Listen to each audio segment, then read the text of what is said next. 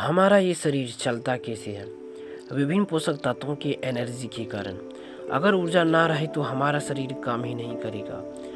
हमारा शरीर 12 मुख्य तंत्र हैं, वह सभी ऊर्जा पर ही चलते हैं और हमें ऊर्जा मिलती है भोजन से, भोजन की ऑक्सीकरण से। अगर जो भोजन हम खाते हैं उसका पाचन होगा ही नहीं तो हमें एनर्जी मिलेगी ही नहीं।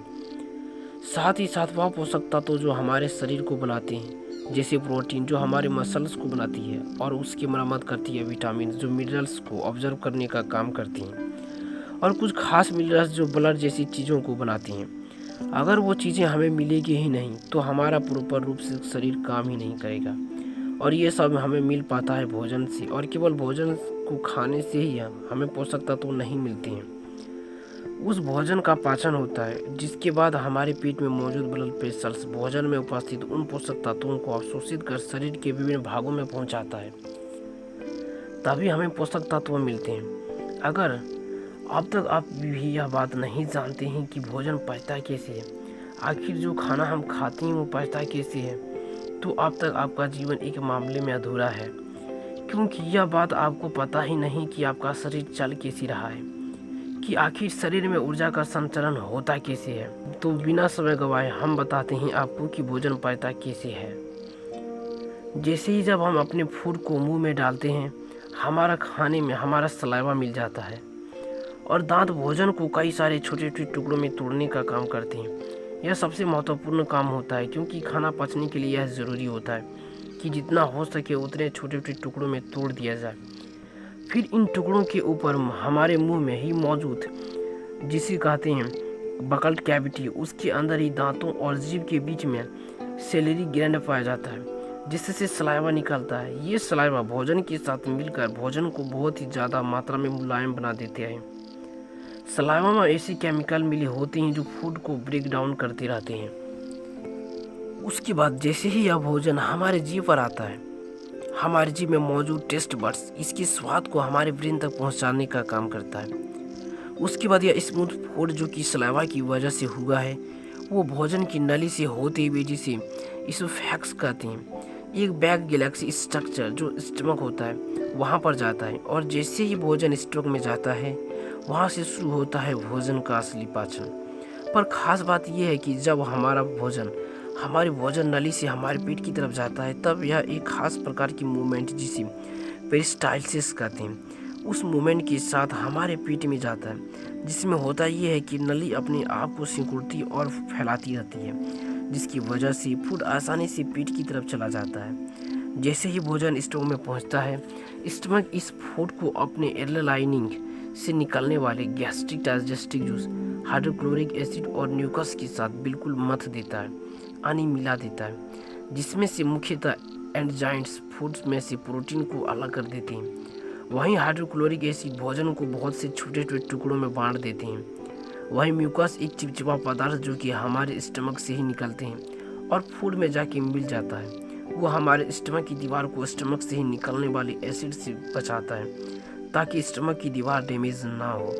स्टमक से निकलने वाले हाइड्रोक्लोरिक एसिड की वजह से पेट में मौजूद और फूड में मौजूद कुछ हानिकारक बैक्टीरिया हमारे पेट में ही मर जाते हैं, जिससे बैक्टीरिया हमारे शरीर को बहुत ज़्यादा डैमेज नहीं कर पाते हैं। अगर आप इस चित्र को ध्यान से देख पा रहे हैं तो आप देख रहे हैं कि स्टमक से जुड़ा हुआ हमारा स्मॉल इंटेस्टाइन्स, यानी हमारी छोटी आंत, हमारा फूड जो कि पेट में ही मौजूद कई सारे डाइजेस्टिव गैस्ट्रिक जूस के साथ मिल जाता है। उसके बाद इसमें मिले हुए मिक्स मटेरियल को काइम कहा जाता है। यह काइम अब स्टमक से स्मॉल इंटेस्टाइन की तरफ जाने का लगता है।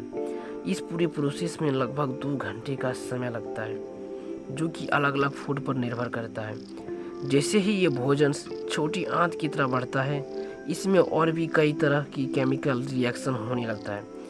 हमारी छोटी आंत लगभग 7.5 मीटर तक लंबी होती है, जो कि बहुत ज़्यादा कॉल्स स्ट्रक्चर्स होता है, यानी बहुत कॉम्प्लेक्स कॉल्स स्ट्रक्चर है। हमारी आंत का छोटी आंत भी 3 भागों में बांटा रहता है। सबसे ऊपर का भाग कहते हैं ड्यूोडेनम।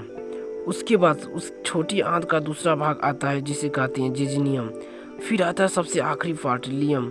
जब फूड स्टमक से छोटी आंत में आता है तो वह सबसे पहले डोनियम में आता है, जो कि सबसे इम्पोर्टेंट पार्ट होता है। छोटी आंत का इसमें लीवर से आया हुआ पाई जूस और पेनक्रियाज से आए हुए पेनक्रियाटिक जूस फूड के साथ मिल जाते हैं। लीवर से आया हुआ पाई जूस जो स्टमक से आए हुए भोजन के साथ मिल जाता है, उसकी वजह से भोजन में मौजूद फैट्स अपने छोटे छोटे फैक्टिक एसिड के स्वरूप में बदल जाते हैं, जिसकी वजह से इनका अवशोषण शरीर में आसान हो जाता है। वहीं पेनक्रियाज से निकले हुए वाले पेनक्रियाटिक जूस की वजह से कार्बोहाइड्रेट, शुगर और ग्लूकोज में टूट जाते हैं। वहीं प्रोटीन, अमीनो एसिड में टूट जाते हैं। अब जब इन जूस की वजह से भोजन में पाए जाने वाले महत्वपूर्ण पोषक तत्व अपने छोटे छोटे स्वरूप में आ जाते हैं, तो इसके कारण से छोटी आंत से ये ब्लड स्ट्रीम में ऑब्जर्व होने के लिए तैयार हो जाते हैं। छोटी आंत की दूसरे हिस्से जेजुनियम में पहुंचते ही छोटी आंत की दीवार पर मौजूद छोटे छोटे फिगर लाइक्स स्ट्रक्चर जिसे वेली कहते हैं, इनमें मौजूद छोटी छोटी ब्लड कैपिलरी शुरू हो जाता है और यह प्रोटीन, कार्बोहाइड्रेट और फॉल्ट जैसे चीज़ों अब ब्लड वेसल में जाकर पूरे शरीर के विभिन्न अंगों में और शरीर के बाकी हिस्सों में पहुंचने लगते हैं। धीरे धीरे इनका पाचन होते ही ये भोजन छोटे आंत के तीसरे हिस्से लियम में पहुंच जाते हैं, जहां पर इन भोजन में मौजूद मिनरल्स का भी ऑब्जर्वेशन शुरू हो जाता है, जहां से हड्डियों वाले और खून जैसे चीज़ों को बनाने वाले खनिज तत्व शरीर के विभिन्न भागों में पहुंच जाते हैं। इतना सब होने के बाद भोजन छोटी आंत से बड़ी आंत की तरफ बढ़ जाता है, जहां पर हमारे शरीर के लिए पानी का ऑब्जर्वेशन होता है और कुछ एसिड्स, मिनरल्स जो छोटी आंत में ऑब्जर्व नहीं हो पाते थे, वो बड़ी आंत में से होकर ब्लड स्ट्रीम्स में चला जाता है। बड़ी आंत साइज में 1.45 मीटर तक लंबी होती है और ये छोटी आंत से आकार में चौड़ा भी होता है। जो भोजन डाइजेस्टिंग नहीं हो पाता है या फिर जो वेस्ट मटेरियल होता है, वो बड़ी आंत से होते हुए हमारे इंटेंस से होते हुए हमारे शरीर से बाहर निकल जाते हैं, जिसे फीकल मटेरियल कहा जाता है। और इस तरह भोजन का पाचन हमारे शरीर में इतनी कठिनाइयों के बाद होता है, तब जाके हमें ऊर्जा देता है। तो आपने देखा बहुत ही साधारण सी भाषा में कि भोजन हमारे शरीर में पचता कैसे है, क्या क्या प्रोसेस होते हैं। तो गाइस आज के लिए बस इतना ही। तो अब हम आपसे मिलते हैं अगले वीडियो में, तब तक के लिए धन्यवाद। आप सुरक्षित रहें, अपने परिवार को सुरक्षित रखें। अगर आपको यह वीडियो पसंद आया तो लाइक, शेयर एंड सब्सक्राइब जरूर करें। धन्यवाद।